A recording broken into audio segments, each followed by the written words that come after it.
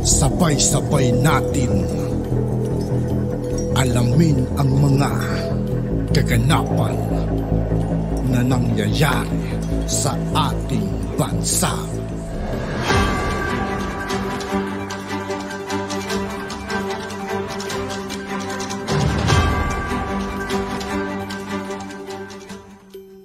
Yo, what's up mga kaibigan? This is I2K po again. Ngayon nandito ulit tayo sa channel ni Pinas News Insider. Dito ulit tayo magbibigay ng komento at reaksyon. Pero bago ang lahat ng yan mga kaibigan, sa lahat ng hindi pa nakasubscribe kay Pinas News Insider, mag-subscribe na po tayo. At huwag nyo rin pong kalimutan mag-subscribe dito sa aking channel. Simulan na natin mga kaibigan. Let's go!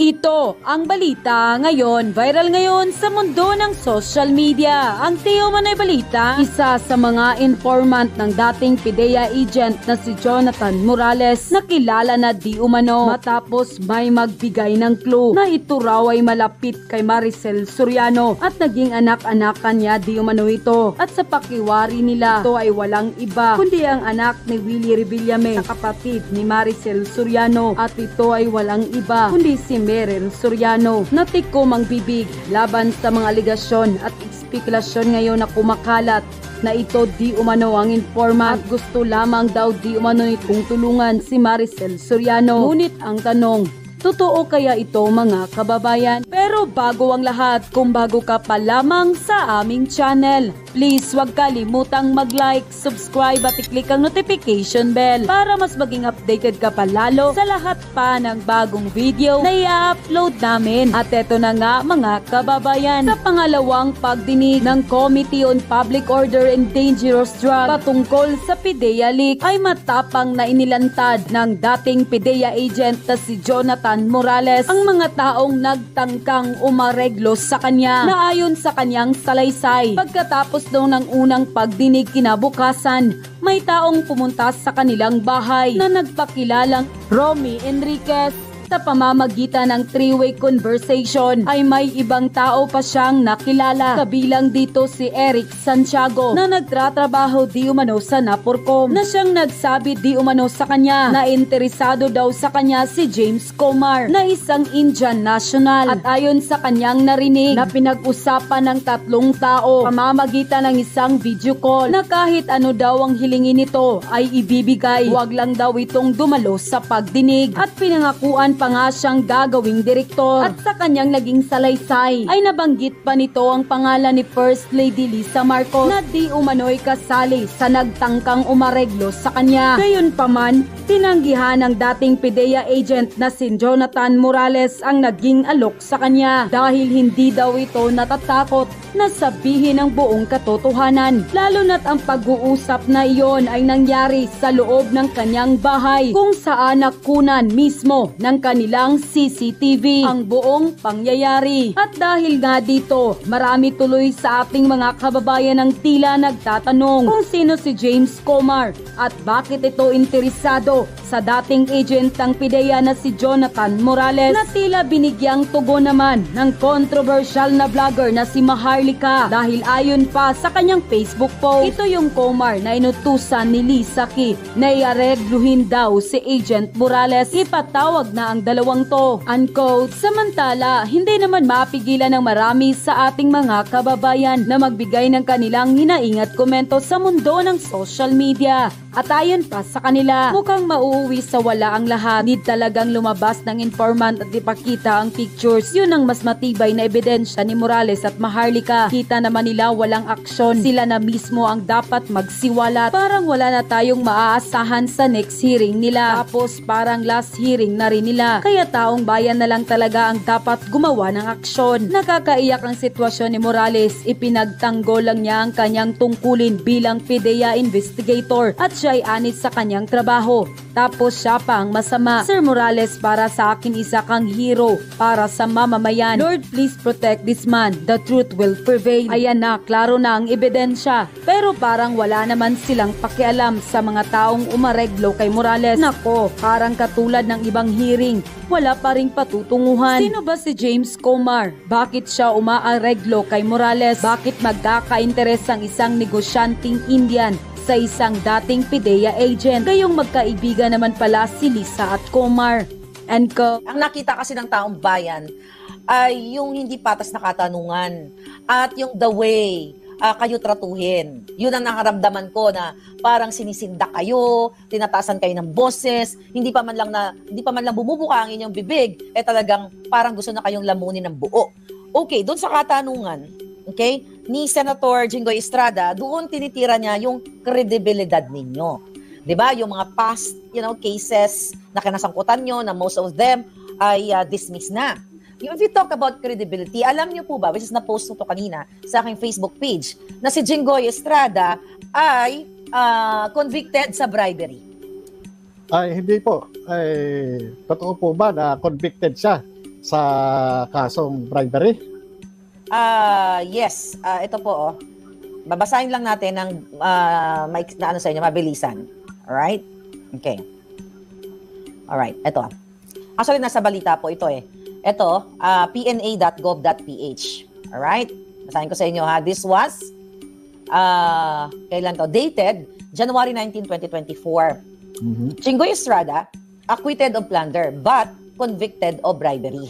So that was January, alright? Ang sabi dito, the Manila Sandigan Bayan, on Friday, acquitted Senator Jinggoy Estrada and businesswoman Janet Lim Napoles of plunder charges in connection with the so-called pork barrel scam on account of reasonable doubt. But, it's so long na article, pero convicted siya sa bribery. So, kaya ko to sinasabi, because we're talking about credibility. So, dun sa hearing, para bagang ang dating sa aming mga mamamayan na wala na kayong karapatan na magsabi ng inyong na-experiensya o ang inyong na-witness nung kayo ay PIDEA agent pa nung 2012. Okay? Nung March 11, 2012 na kung saan pinirmahan mo yung pre-op at authority to op na yon, parang sinasabi doon ni Mr. Estrada na dapat wag kayo paniwala ng taong bayan kasi kayo ay may nasasangkot na kaso. So para nga sa akin, sir, kung yun ang kanyang premise or narrative, hindi ba dapat hindi rin natin siya pagkatiwalaan bilang isang senador kung siya ay convicted sa bribery? Kung susundin po natin yung kanyang mga sinasabi na ang katulad kung may kaso o may mga kaso ay hindi dapat pagkatiwalaan, mas dapat nga nating hindi pagkatiwalaan yung mga tao na napatunayan ng nagkasala sa batas. Ito yung mayroong mga may mga conviction na sa mga hukuman. Ako ay wala pa namang nangyayaring conviction sa akin. At doon sa mga kaso na ibinato sa akin ng PIDEA, ganon din sa mga harassment case na ipinail ng mga opposition dito sa aming village. Sa katunayan, nalulungkot po ako dahil ang inaasahan ko na yung mga makakaharap kong mga senador ay magiging maayos, respetado at magiging objective sa kanilang sa mga kanilang pagtatanong upang dumating dun sa punto na makapaggawa sila ng nararapat na batas patungkol dito sa sa subject ng hearing na PIDEA leaks. Yes.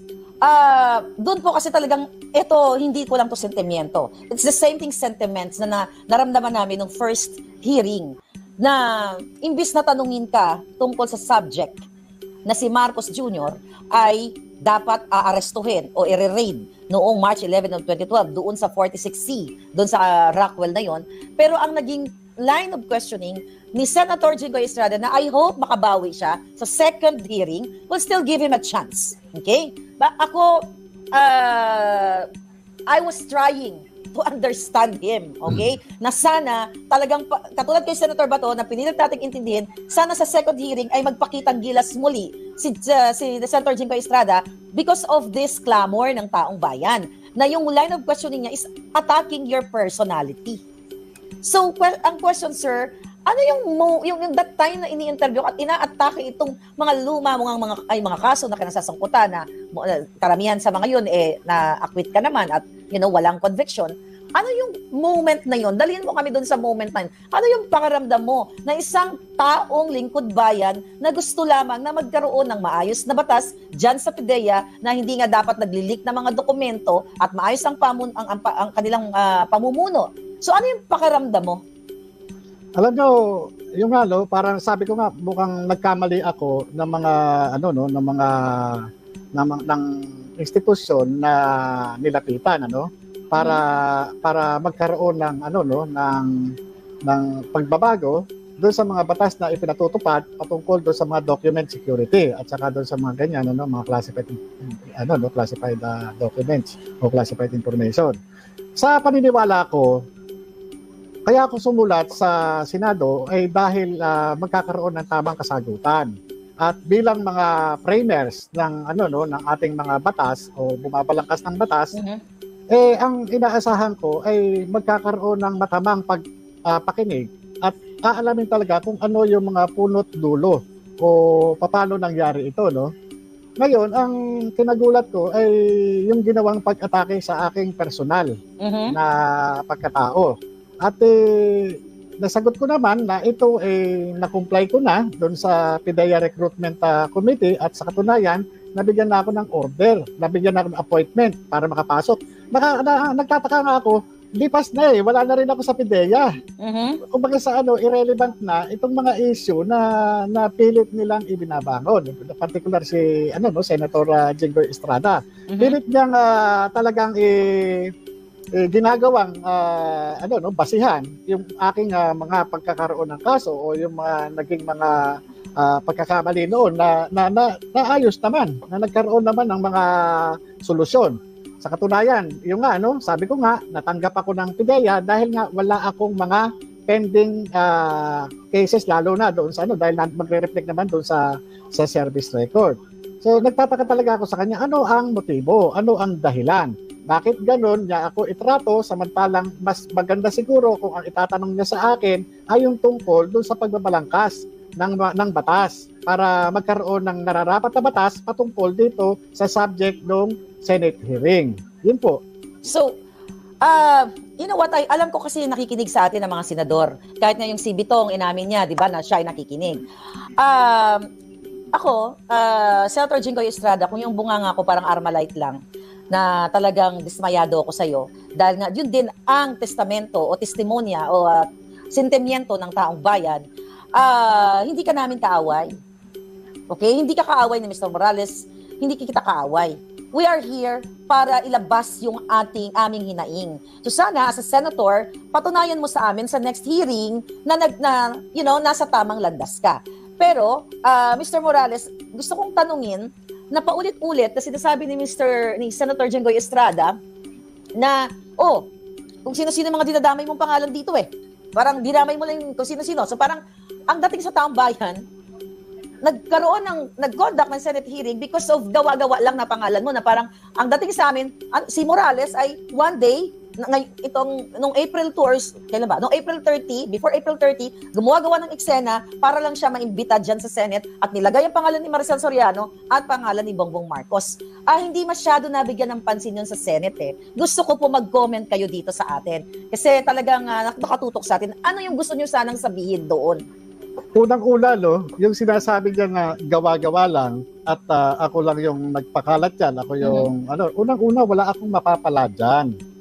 Wala akong mapapala kundi kamatayan at kapahamakan. Nananahimik po ako.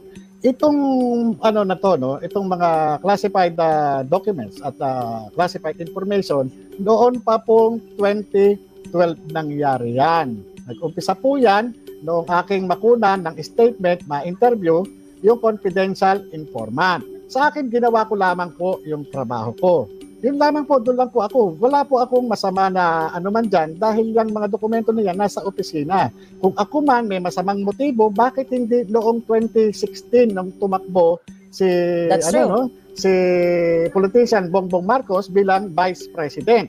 At bakit hindi ko ginawa din yan kung talagang ako gumagawa lang para itong mga tao na ito noong 2022 presidential election. That's true. Wala po sa akin yan Ito, nagkataon lamang na ako yung nag-imbestiga niyan ng pangyayari na yan. Hindi naman po ako ang nagbibintang, hindi po ako. Yung confidential informant po na na-interview ko kasi meron siyang mga dalang mga litrato at pinakita pa nga din sa akin yung pinagkunan niya ng litrato doon sa kanyang cellphone. Ngayon, ang tanong ko, bakit ako yung piniperder dyan sa Senate investigation? Particular na kay Senator Jinggoy Estrada. Nagtataka ako bakit yung personal na pagkatao ko ang kanyang kakalkalin, ang kanyang gigibain?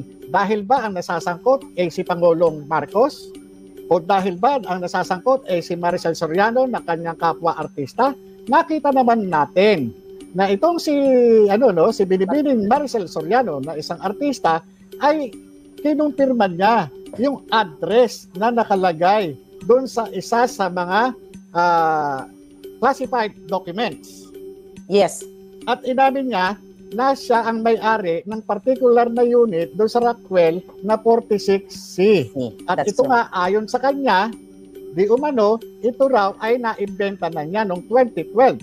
Pero hindi naman niya sinabi kung anong petsa niya naibenta. Kung sa akin, masyado akong kinikibit ni Senator Estrada, bakit hindi niya natanong si Maricel Soriano yung particular na petsa nung ito ay maibenta? Sapagkat ang pinag-uusapan po dito ay yung panahon na dapat sana ay naging subject siya ng surveillance, yung casing and surveillance na isang parte ng anti-illegal drugs operation ng PIDEA. Ngayon tinanong niya ako, alam mo ba kung sino ang may-ari? Hindi ko alam. Kasi yung authority to operate, yung pre-ops na yun, ang purpose doon ay mag-validate ng information. Iba-validate namin talaga. Ngayon, nagkataon, kung ano yung dineklara na confidential informant, katulad ng address, nung particular na condominium unit sa Rockwell, ay nagtugma naman. Ako hindi ko alam yun eh. Hindi ko alam kung doon talaga siya nakatira o hindi siya doon nakatira o umupo pa lang siya o hindi ko alam. Hindi ko alam. Kaya nga doon lang kaya nga doon ko nakita, sabi ko mukhang iba yung patutunguhan ng tinititigan doon sa tinitingnan. Sana kung ako ay natanong ng maayos, paano ba nag-umpisa ito? Diba? Hindi yung ikaw, wala kang kredibilidad.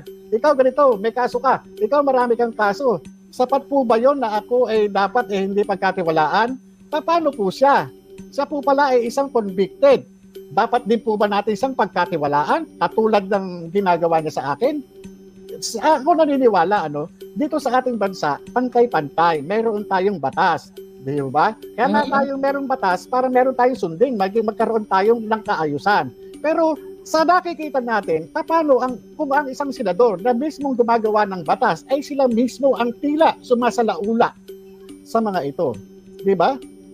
Sa atin, sa ating mga ordinaryong tao, tama ba yung ginawa niya sa akin? Tama ba? Paano tayo makagagawa ng tamang batas kung ang mismong mga gumagawa ng batas ang siyang tila sumasalaula sa mga ito? Parang ito ang batas na ito, ikaw hindi ka kasali. Di ba? Kasi masamang tao ka. Kasi marami kang kaso. Kasi ganito ka. Paano naman yung gumagawa ng batas kung may kaso at sentensyado na pala? Paano na yan? Okay. Dapat ba natin pagtiwalaan ang isang halal ng taong bayan? May batik pala o napatunayan na sa hukuman. Dapat ba natin siyang pagkatiwalaan? Yeah. Actually, tanong po yan ng taong bayan. Sagutin. Alam na yan ng taong bayan kung anong sagot. Dito sa ating platform, kasi ang mainstream media ay bulag, pipi at bingi at halos ayaw na iulat ito. Bigyan ko ng chance. Kasi ako, PIDEA agent Morales, wala akong kinatatakutan sa mga taong pinag-uusapan natin. Kung gusto ni Senator Jinggoy Estrada, hinahamon ko siya.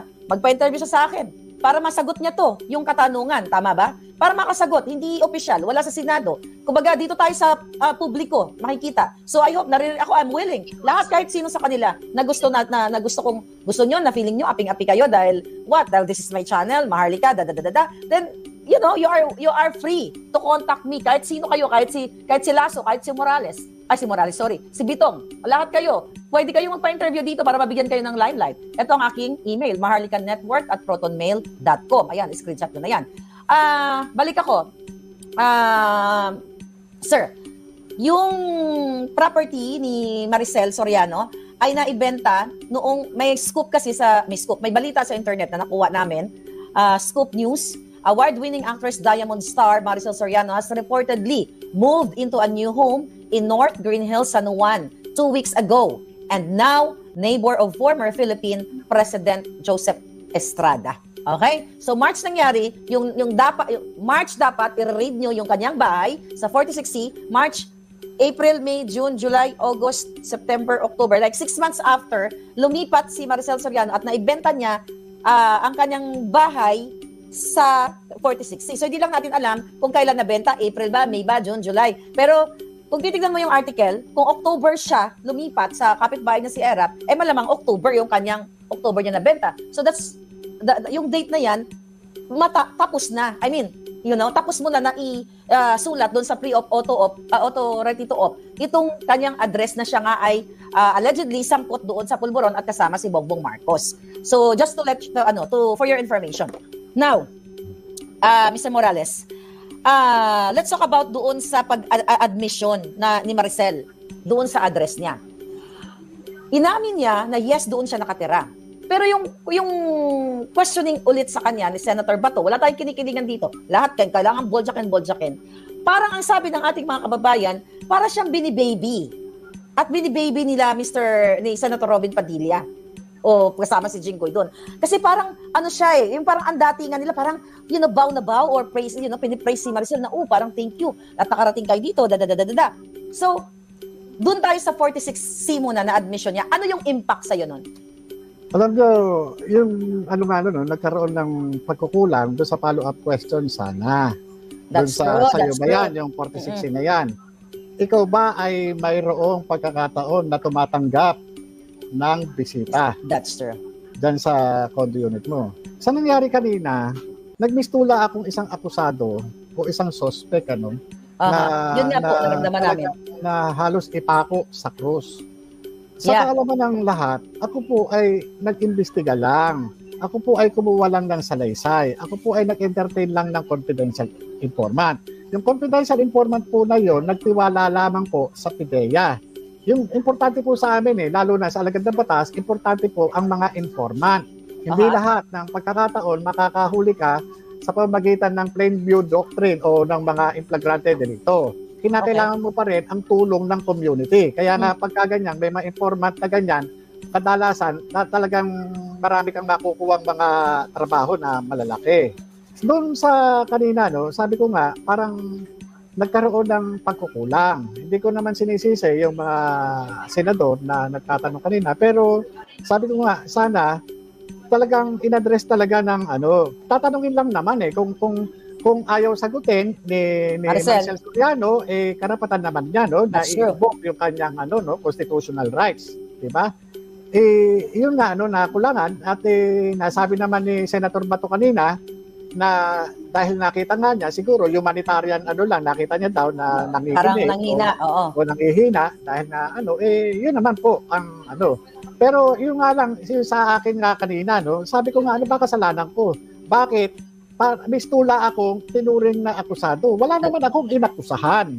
Ako nag-imbestiga lang. Yung sinasabi na sumisinghot ng white powdery substance, yung mga nasa litrato na tinukoy ng confidential informant na sila politician Bongbong Marcos at Maricel Soriano, hindi po sa akin galing po dun sa confidential informant. Hindi po sa akin yun. Direduce ko nga po yung kanyang yung kanyang mga testimonya doon sa kanyang sinumpaang salaysay. Ito po yung deposition, deposition of witness na ito yung sinasubmit pagka ikaw ay nag-apply ng search warrant. Yun po yun. Kaya nga sabi ko, bakit nagkaganito? Parang, may kailangan pang gibain, may kailangan durugin. Ibig sabihin, ginagawa yung pagdudurog sa akin para palabasin na talagang kasinungalingan yung mga sinasabi na sa totoo lang, ang issue nito, yung pagkakalabas ng mga dokumento. Yung dokumento na yan, kung titignan ako, yung mga dokumento nilalabas mo, merong appointment na disapprove ng civil service. Merong sulat na para doon sa transnational crime na ni Peter Lim sa isang ambassador na yung doon sa isang yung Peter na Yeah. At yung nga, itong authority to operate, yung pre-ops at saka yung memo na mo din, nandun din sa vlog mo. Bakit hindi yun ang alamin? Bakit hindi yun ang sundan? Hindi yung nag-imbestiga dati tungkol doon sa dokumento na kinikilala naman ni Senator Bato de la Rosa na ito ay authentic at ito ay naniniwala siya na talagang meron at ito ay pinigtas o dinukot doon sa doon sa pinaglalagyan. Sa folder. sana ang tinutukan ng investigasyon ay kung paano ito nag-leak. Bakit hindi kanila ikaw ako sa akin ang hinihimok ko rin kung hangga't maaari na bakit hindi kayo magbigay ng pahayag o halimbawa para at least kung masabi nyo kung paano ito napunta sa inyo. Hindi yung kagaya niyan, ako yung pinagbibintangan. Sabi ko nga, kaya nga ako sumulat sa inyo para magkaroon ng magkaroon ng kaliwanagan, magkaroon ng investigasyon. Kasi sabi ko nga, willing and able ako na na humarap sa inyo para lang maano itong issue na to. Alam niyo sir, willing naman po ako magsalita. Wala na po problema sa akin. Alam ko, sir, talagang somehow napahama kayo dito. Tulad ngayon, dinudurog kayo. Pero ang taong bayan naman nasa panig ninyo. At yun na nga mga kababayan, ano na ang At yun nga po mga kaibigan, dito po nagtatapos ang ating reaction video. Muli ako po si I2K ng Sundalo ng Tunggalo. Maraming salamat sa patuloy na pagsuporta. Yeah, peace out.